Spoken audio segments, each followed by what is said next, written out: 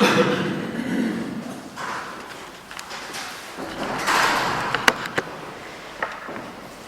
buenas noches. Primero, si usted me permite, doctor, voy a pasar los avisos parroquiales. Perfecto. Que son, como habrán visto ya algunos, los alumnos del Colegio Santo Tomás Moro están preparando un viaje para octubre y en tal virtud están juntando plata, típico, para lo cual han hecho empanadas, que están muy buenas, porque es la segunda tanda que hacen, doy fe de que son muy ricas, y las han dejado en una mesita ahí para que el que quiera comprarles a 300 pesos la docena, deje la plata en la caja y se la lleve. De hecho, bueno, esa es la idea, ¿no? Colaborar con el viaje de lo que no puedan pagar. Así que, bueno, esto es todo. El Centro de Estudios Manuel Belgrano tiene hoy el honor de presentar nuevamente entre nosotros al doctor Ricardo Fraga. Abogado recibido en la Facultad de Derecho y Ciencias Políticas y Sociales de la Universidad de Morón, completó su brillante carrera graduándose de doctor en Leyes en la misma facultad. Actualmente se desempeña como juez de garantías en la Justicia de Morón. Estudioso, empeñado en llegar a la verdad, con una clara vocación por enseñar en calidad y cantidad, son condiciones que lo llevan a destacarse en el presente en la Universidad de Morón en la formación de docentes y alumnos. Ya hemos contado con su presencia en varias oportunidades en las que nos ha ilustrado acerca de la ignorancia religiosa, el hombre como gracia y plenitud, el constructivismo y la ideología de género, entre otros temas. Hoy llega generosamente a introducirnos en la vida de Santa Edith Stein, uno de los mayores ejemplos de conversión del siglo XX, mártir por amor, según dijera Juan Pablo II al canonizarla. Vaya pues nuestro agradecimiento al doctor Fraga y preparémonos nosotros, nuestros espíritus, para que por mediación de Santa Edith obtengamos el mayor provecho de esta disertación.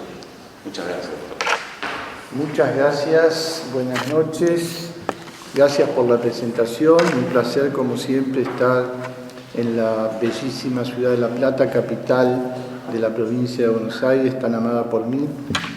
Y brevemente, antes de comenzar la disertación, mi evocación habitual a quien fuera y es mi gran amigo, el profesor Juan José Alonso Vera, cuyo espíritu anima la obra que ustedes todavía empeñosamente continúan del Círculo General Manuel Belgrano. Así que eso quería decir. Voy a hablar exactamente como lo dijo el presentante de Edith Stein, Santa Teresa Benedicta de la Cruz, Virgen y Mártir.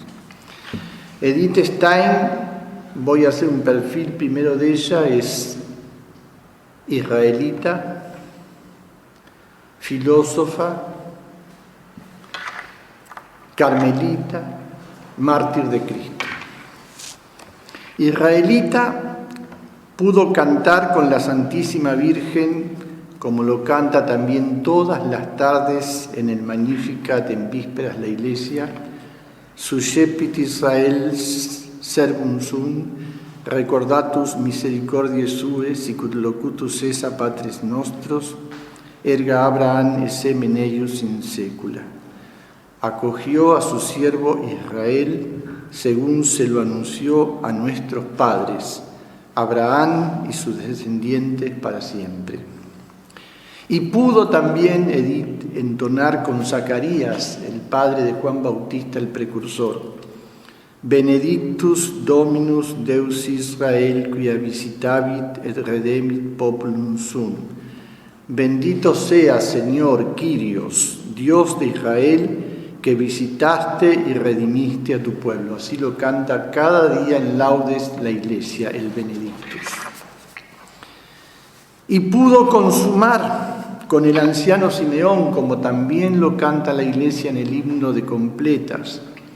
Num dimitis servum tum Domine, qui ad viderum oculit mei salutem tuam, quam parasti ante faciem omnium populorum, lumen ad revelationem gentium, et gloriam plebis tue Israel. Que traducido dice: ahora, Señor, dejas partir a tu siervo, he visto ya la salud, el Salvador, que preparaste, luz para ser revelada a las gentes y gloria de tu pueblo Israel. Y pudo Edith testificar con San Pablo que los dones y la vocación de Dios son irrevocables. Carta a los Romanos, capítulo 11, versículo 29. Para concluir con el mismo Jesucristo, en su diálogo con la samaritana, San Juan, capítulo 4, versículo 22, porque la salud viene de los judíos, cuya salus ex iudeis est, epeidii igeia proergetai apotus hebraius. Filósofa, con una definida y apasionada búsqueda de la verdad, discípula fiel de su maestro Edmund Husserl y amiga excelente de Edvard Conrad Martius, instrumento providencial esta que acabo de nombrar en su encuentro con Dios, intelectual de primera categoría y de talento excepcional, comprometida con su época y que da a la reflexión filosófica la fina síntesis de su sensibilidad femenina, que no fue Edith una feminista, sino defensora de la especificidad de la mujer en sus diversos roles. Carmelita, signada por una especial vocación contemplativa, que recorre también como Teresita de Jesús el camino de la infancia espiritual en la humildad y el desapego de las inútiles cosas de este mundo. Modelo ejemplar de su Madre Santa Teresa de Jesús, la mujer fuerte del Antiguo Testamento. Por fin, mártir de Cristo, fulget crucis mysterium, consuma con su entrega total el Calvario y la cruz, víctima, es decir, hostia propiciatoria por la conversión de su pueblo, por la Iglesia y por la reparación de todos los pecados. Martirio de soledad, silencio y expiación como el de Santa María al pie de la cruz. Regina dolorosísima. Edith, a ti fue dedicada mi tesis doctoral y mi padrino fue Monseñor Gerardo Farrell.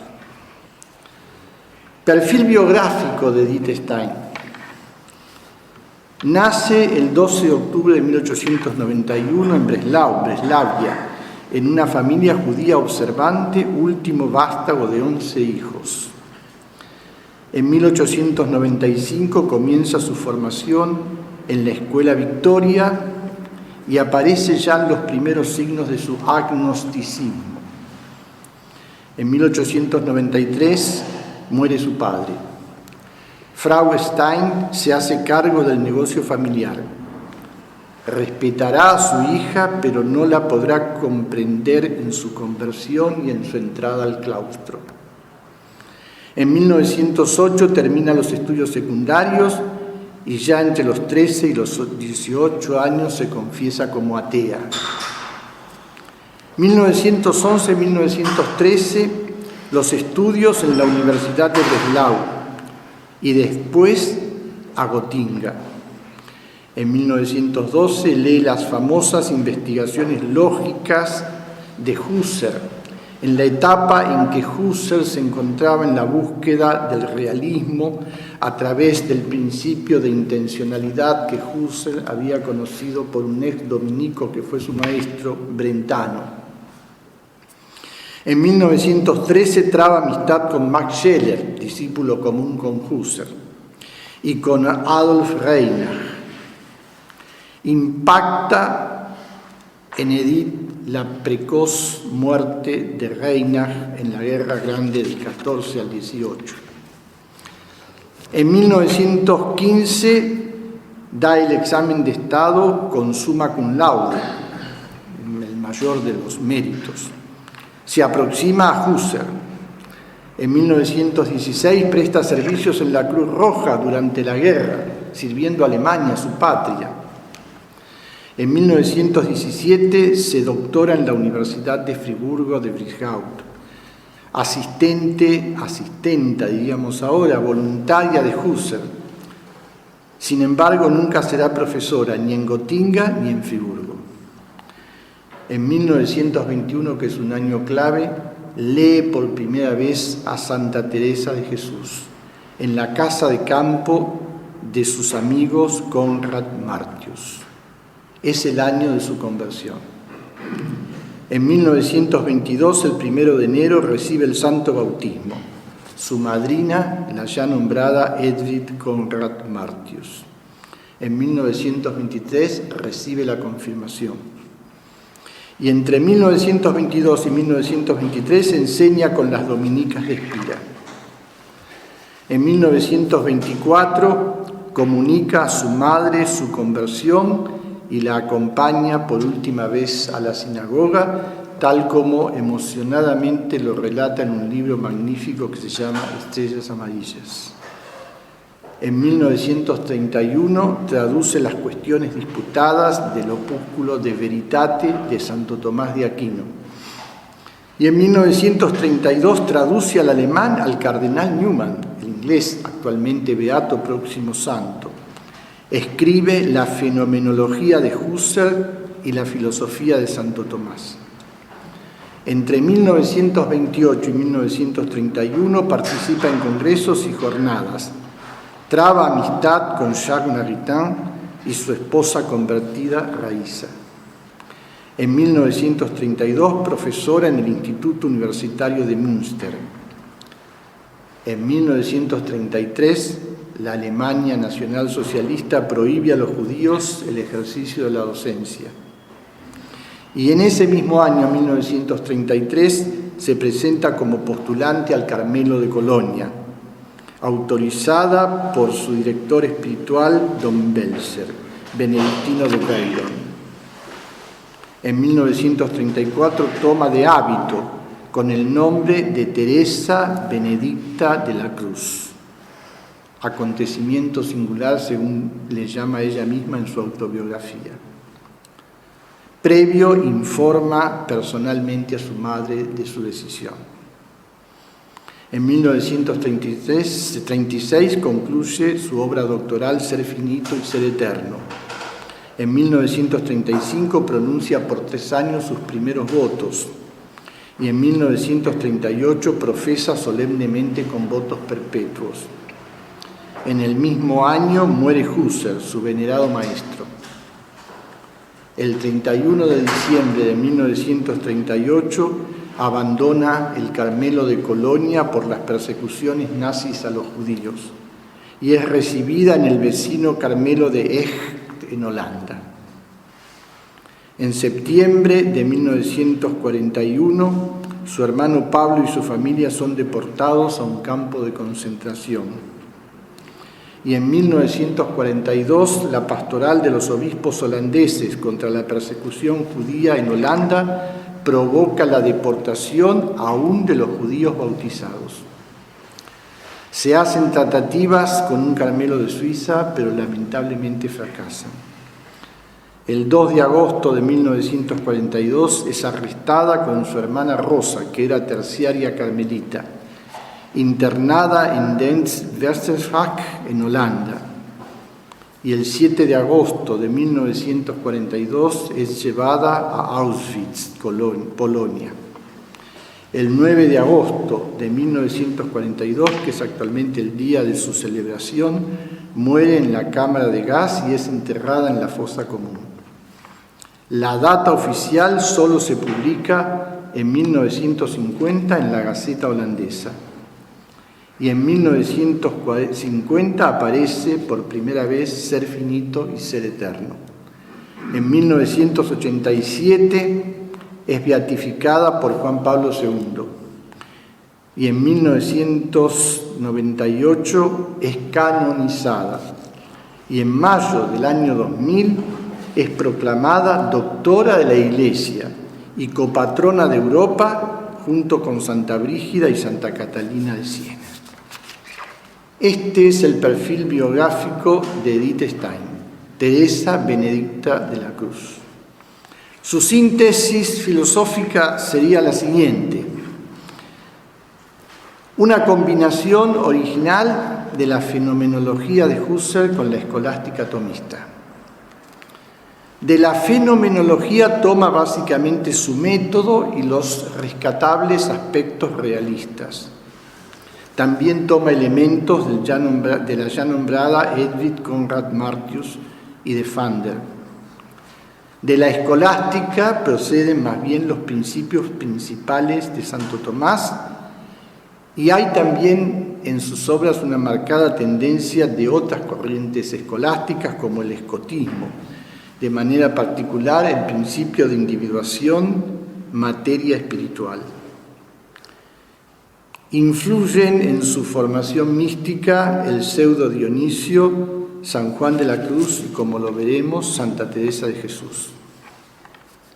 También es dable destacar en ella y en su obra algunas relaciones con el pensamiento de Martin Heidegger, aunque rechaza su finitismo temporalista. Su interés principal es la relación de la fenomenología con la filosofía perenne, un nuevo eslabón de la metafísica que incluye la experiencia inmediata y el análisis fenoménico. Intentó un punto de partida fenomenológico inmanente con un punto de llegada realista trascendente. Este es su nervio y es también su tema principal. Etienne Gilson, el gran tomista francés del siglo XX, se pregunta: ¿es posible este comienzo con esta finalidad? Es el tema de gran debate en la filosofía de Edith Stein. Para ello introduce justamente la dialéctica, ya señalada en la obra, es su título, del ser finito y ser eterno, buscando una síntesis de razón y experiencia, temporalidad y eternidad, finitud e infinitud, existencia y esencia. Todo su pensamiento filosófico, teológico y antropológico se dirige hacia la formación de una filosofía cristiana que una a los grandes doctores de la Iglesia y de la escolástica y de la mística con el diálogo con la filosofía moderna. Husserl, ya lo dije, intenta llegar al realismo, no lo logra, con la intencionalidad de la conciencia, la intuición de las esencias, lo que se llama intuición eidética, la epogé o reducción eidética y la teoría del significado. La fenomenología intenta, por este camino, de manera particular a través de Edith, un idealismo trascendental y también un tema básico que es la intersubjetividad, mundo físico, mundo cultural. Entre nosotros, en La Plata particularmente, en el mismo camino, el profesor Carlos Cosio, con su teoría egológica del derecho. Ser finito y ser eterno, con todo, es el núcleo del pensamiento y del intento pedagógico de Edith Stein. Es una introducción a la doctrina del acto y la potencia, tal como está en Tomás de Aquino, siguiendo las fuentes griegas. Estas nociones, acto y potencia, deben ser colocadas en un contexto, que es la cuestión del ser. La relación del ser con Dios, que no es ni unívoca ni equívoca. Es una relación de concordancia, una analogía entis, como decían los escolásticos, un vínculo entre el creador y la criatura, ya que el acto en Dios no lo es en el mismo sentido que en la criatura. Dios es acto puro, actos puros, es una potencia activa, distinguible de la potencia pasiva propia de las criaturas. Tomás de Aquino avanza sobre Aristóteles y distingue entre el ser, al que llama ese, la existencia, y esencia, esentia. La equiparación aristotélica entre on y usía solo se conservó para la noción de ser primero. pero la tradición escolástica puso el acento en el problema del ser y en la armonía razón y fe. El pensamiento moderno, por el contrario, acentúa el llamado y mal llamado problema del conocimiento y rompe los lazos entre la fe y la ciencia. Pero, y son palabras de Edith, la filosofía perennis quedó como un sistema rígido de nociones que se transmitió de una generación a otra como una propiedad inanimada, sin nueva vida.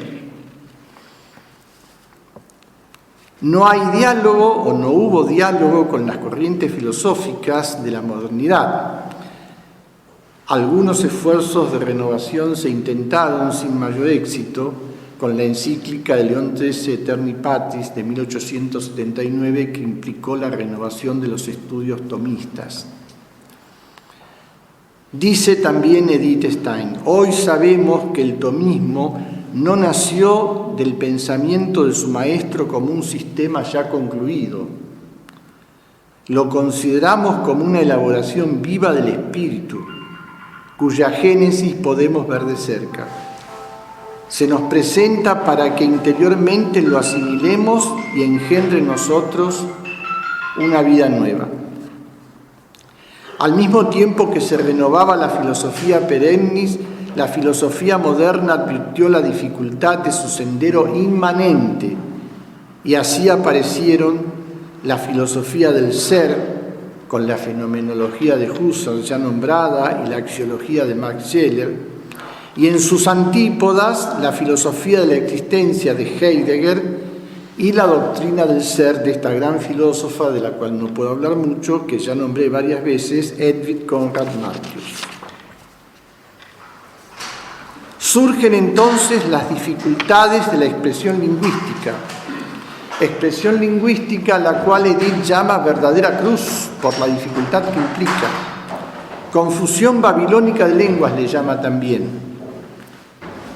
Y añade, mientras que el griego, la lengua griega, posee una gran libertad y una gran facilidad de expresión y constituye la lengua del movimiento vivo del pensamiento, el latín, por su estructura severa y su seca brevedad, debe buscar expresiones exactas para ideas sintéticas.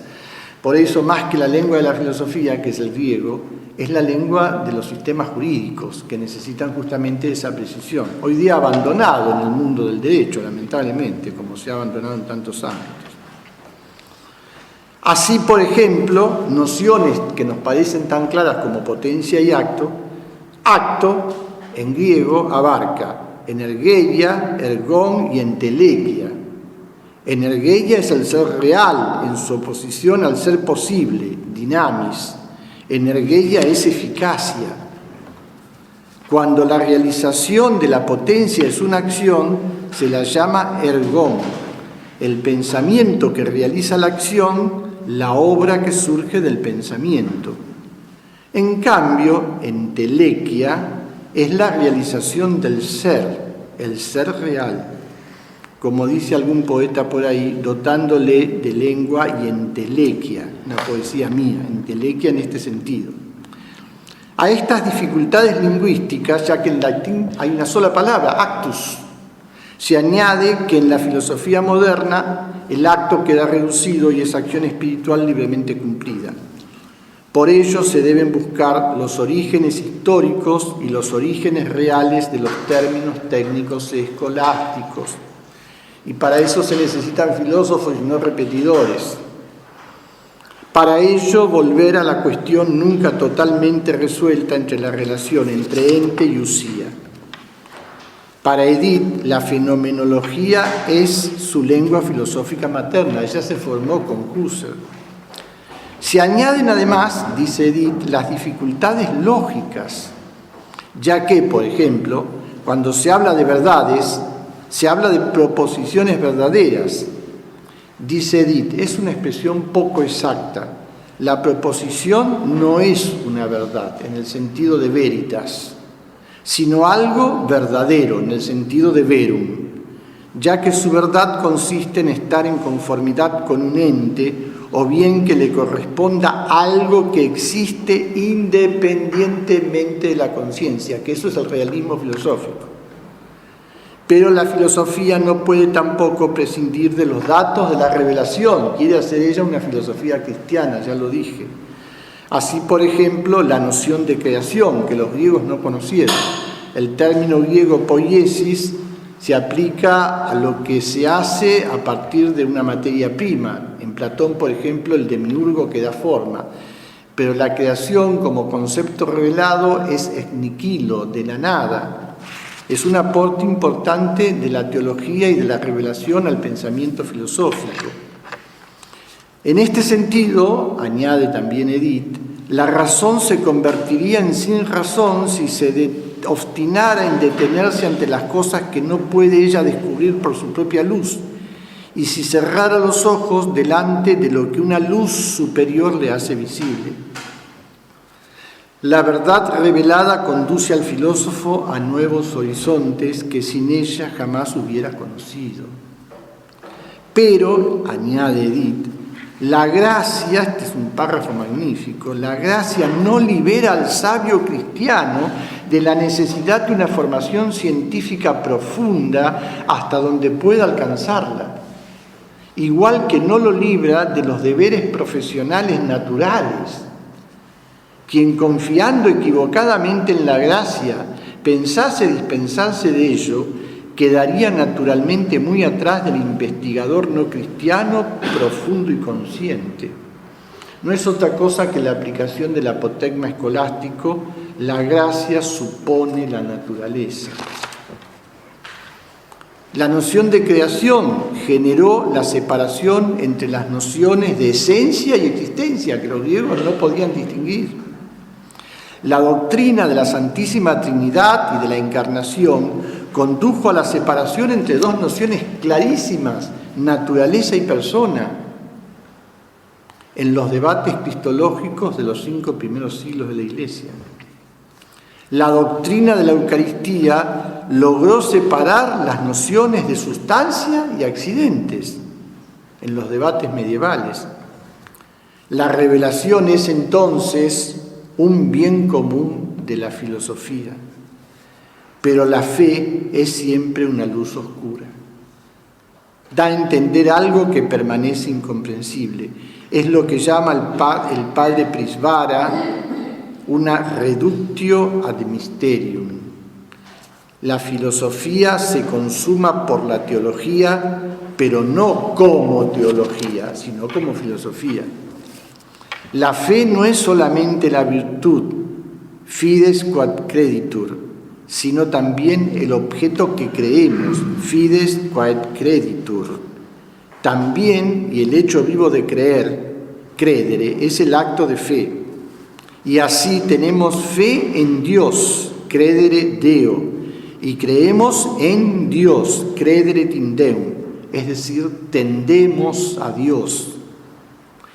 Ir a Dios es vida, aprehensión de la verdad única, y es superior a los conocimientos particulares obtenidos por los conceptos. Por eso la fe, dice Edith, está más cerca de la sabiduría divina que toda ciencia filosófica y aún teológica. La fe, recta fe, vale más que todas las ciencias. Y así siempre enseño que Dios supera y trasciende nuestros conceptos. Reducir a Dios a un concepto es una terribilidad. Más adelante Edith aborda en riguroso análisis las nociones de esencia y sustancia, forma y materia, el ente en cuanto tal, los trascendentales, el sentido del ser, deteniéndose en la belleza en cuanto determinación trascendental y en el significado común de todo ser finito y sus diferentes modos de ser: ser esencial, ser existencia, ser real, ser inteligible. Y busca después, como San Buenaventura, ese otro gran doctor de la Iglesia, la imagen de la Trinidad en la creación. El influjo de Teresa de Jesús que mencioné es notorio en el castillo del alma.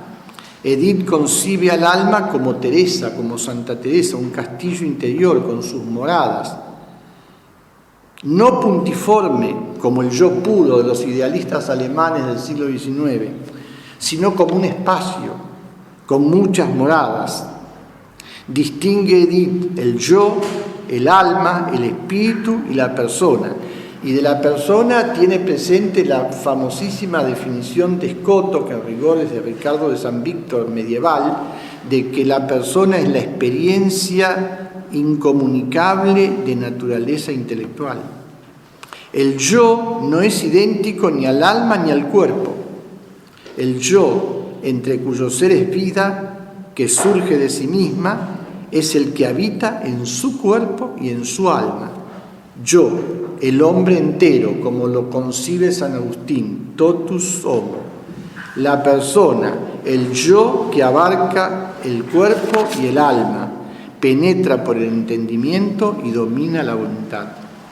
El alma no es un espíritu puro, está ligada a la materia por su misma naturaleza. El alma es la forma del cuerpo, o como decían los escolásticos siguiendo a Aristóteles, anima forma corporis.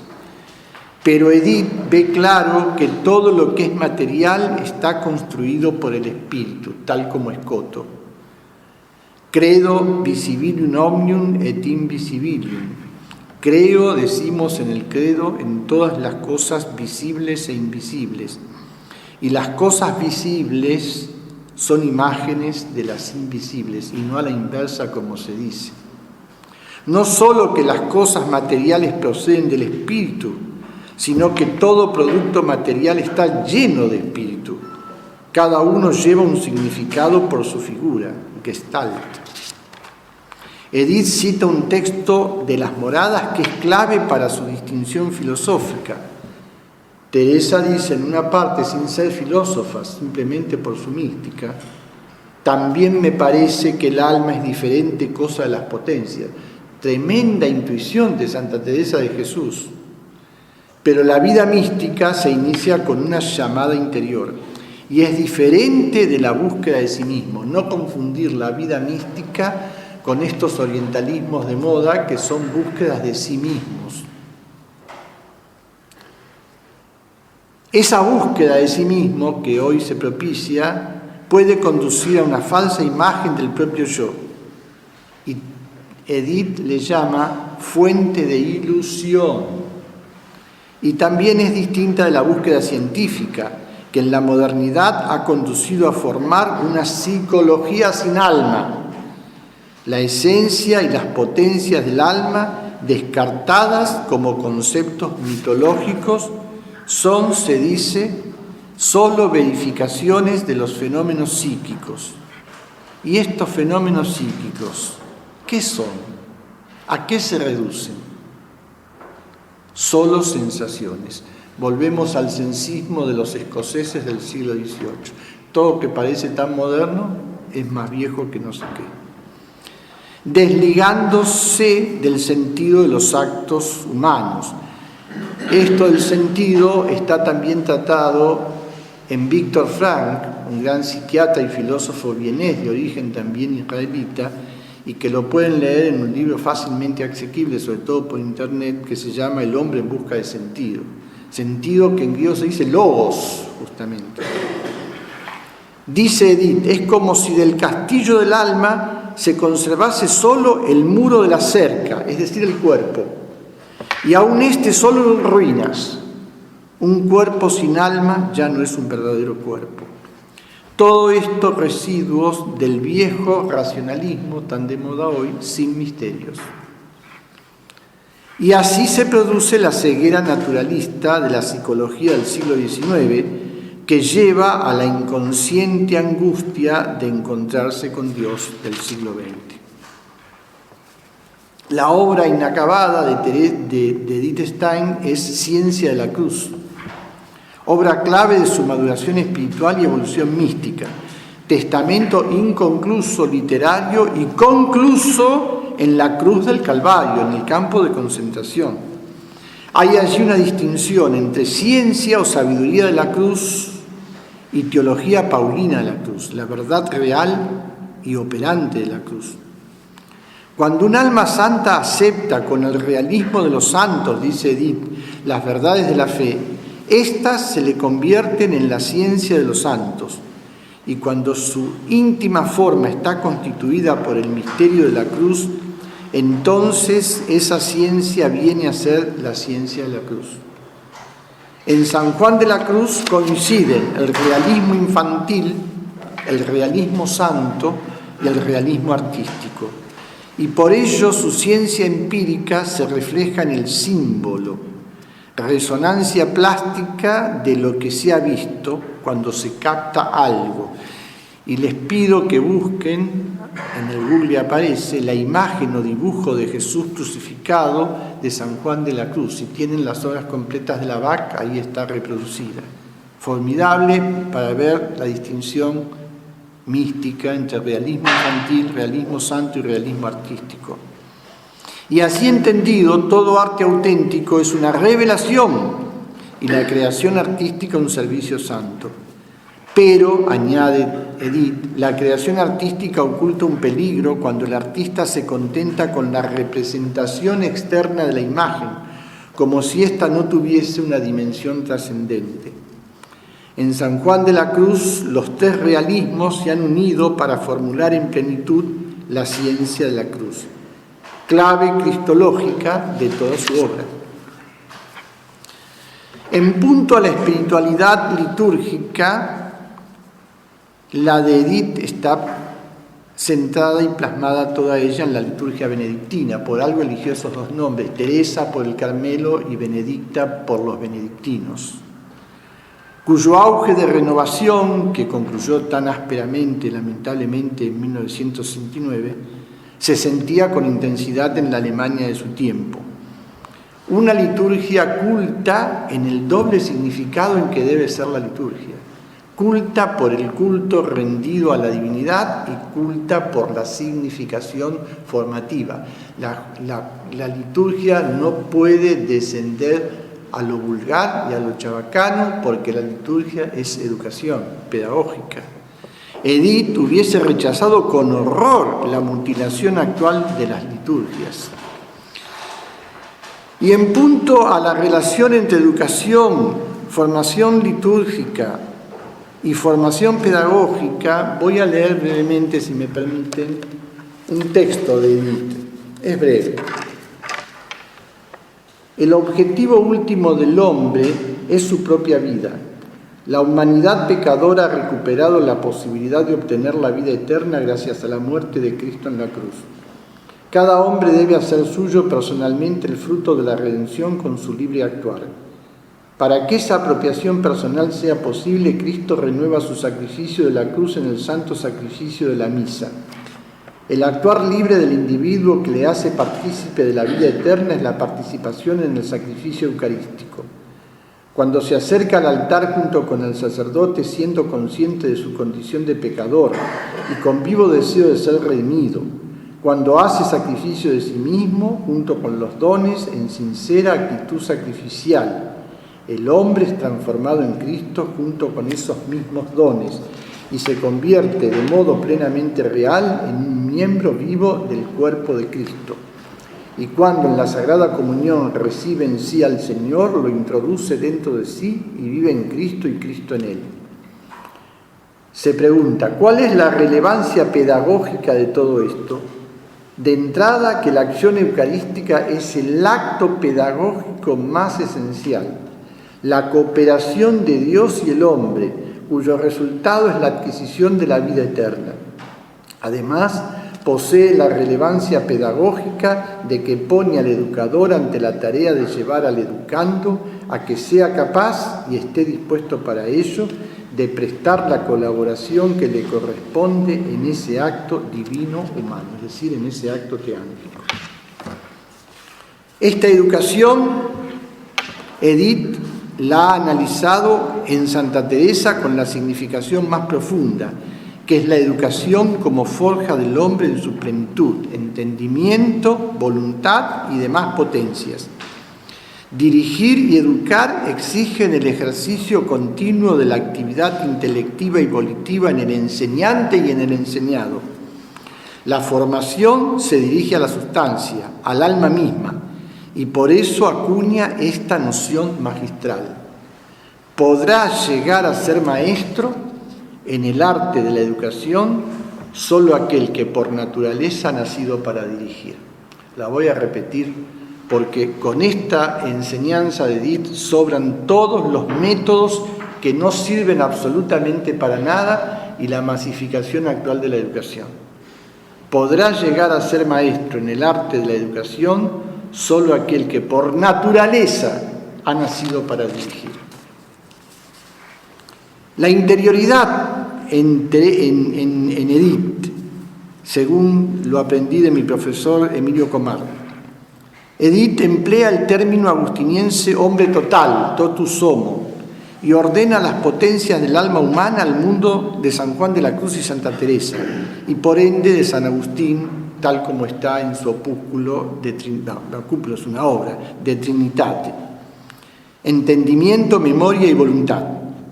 Aunque reconoce, Edith, que en el tomismo la memoria, como sensible y espiritual, está ordenada a la potencia cognoscitiva, inferior la parte sensible y superior la parte inteligible. E indaga con Teresa, Santa Teresa, que lo que desaparece de la conciencia, esto es muy hermoso de Santa Teresa de Jesús, que no leemos, lo que desaparece de la conciencia, yo creo que no lo leemos porque no podemos salir del WhatsApp. Si dejáramos el WhatsApp por media hora, podríamos leer estas cosas formidables. Lo que desaparece de la conciencia no se pierde para el alma. Esta lo conserva y lo reaviva con el recuerdo. Esto es platonismo implícito en Teresa de Jesús y en la mística carmelitana. Errores racionalistas todos estos que han descuidado la memoria y las facultades subordinadas. Hoy la memoria es descartada como inútil. En la totalidad humana, dice Edith, hay un centro, el corazón, el interior del alma, vínculo estrecho entre el cuerpo y el alma. Y haciéndose eco de Pascal, dice Edith, piensa con el corazón. El hombre piensa con el corazón. Cœur. Es la cognitio afectiva que ya enseñaba el mismo Tomás de Aquino. Estamos en la misma línea agustiniense. Por eso tocar a Tomás solo como un aristotélico de la Edad Media es no sé si está mal o está bien, es desdibujar completamente a Tomás. En la interioridad hace eclosión hacia adentro la esencia del alma. La persona es llamada para entender, y eso es la meditación. Obrar libremente, con la libertad interior sin constricciones. La motivación es lo que pone al alma en movimiento. ¿Por qué hoy no hay interés por las cosas? Porque falta la motivación interior. Se quieren mover desde el exterior. Texto de Edith. El yo personal se encuentra en lo más íntimo del alma, de veras como en su casa. Puede captar el sentido de todo el acontecer de manera más inmediata y más abierta para medir las exigencias que se le aproximan, su significado y sus alcances. Se dan pocos hombres que vivan de manera tan recogida. En la mayoría de los casos, en cambio, el yo tiene su lugar de ocupación en la superficie. Si bien los grandes acontecimientos parecieran sacudirlo, la interioridad y el regreso a la superficie. Pero quien vive recogido en la profundidad ve también no solo los grandes acontecimientos, ve también las pequeñas cosas. Y solo él puede apreciar su importancia. Quien solo ocasionalmente va a la profundidad queda sin información. Quien solo ocasionalmente, y hoy día no se va ni ocasionalmente, queda sin información. Y pueden darse hombres que en general nunca llegan hasta su última profundidad. Y por eso no solo nunca acceden a la perfección de su ser, sino que tampoco llegan a una primera posesión preparatoria de sí mismos. Esa profundidad puede alcanzarse o por una intuición oscura o por una enseñanza, principalmente por la enseñanza religiosa. Lo íntimo del alma es lo más espiritual en ella, y de aquí brota la irradiación del ser propio. Texto también de Edith. Cuanto más recogido vive el hombre en la interioridad profunda de su alma, tanto más vigorosa resulta esta irradiación que sale de él y atrae a los demás en su órbita, y también tanto más enérgicamente queda plasmado su cuerpo, y con esto mismo su cuerpo espiritualizado. Cuerpo, alma, espíritu. Cuando el hombre se aleja de la exterioridad para penetrar en su interioridad, halla lo que llama Edith en bellísima frase, insólito silencio. Al auscultar, ¿qué? El latido del propio corazón, el ser interior del alma misma, atraído por algo que atrae más fuerte que el mundo exterior, y es la experiencia mística de lo sobrenatural. Como dice San Agustín, en el templo quieres orar, ora en ti mismo, pero antes has de ser templo de Dios. La gracia mística brinda como experiencia lo que la fe enseña, la inhabitación de Dios en el alma en gracia, hasta que la fe, que es oscura, se transforme en visión, que es luminosa. Y aquí finalizo con esta dedicatoria que escribí ya hace mucho tiempo a Edith Stein. Santa Teresa Benedicta de la Cruz, Sor Teresia Edith, que esta precaria clase que te he dedicado despierte en nosotros el amor incondicional por la verdad, en el sendero de la obediencia y de la humildad ante la finitud de nuestro ser y el ser eterno de la divinidad.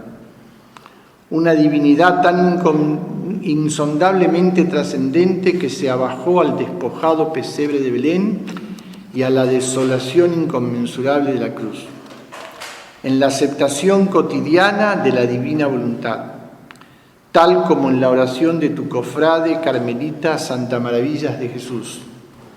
Lo que Dios quiera, como Dios quiera, cuando Dios quiera. Sor Teresa Benedicta, Edith, da luz a la ceguera de tu pueblo.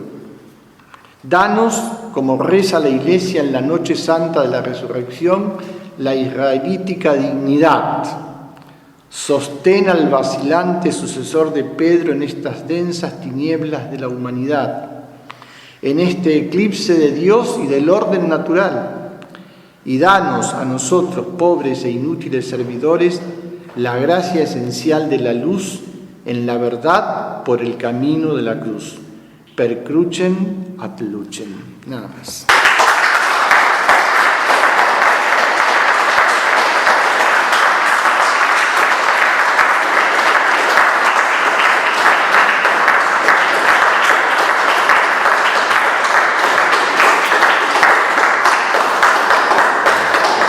Bueno, muchas gracias. Espero no haberlo fatigado.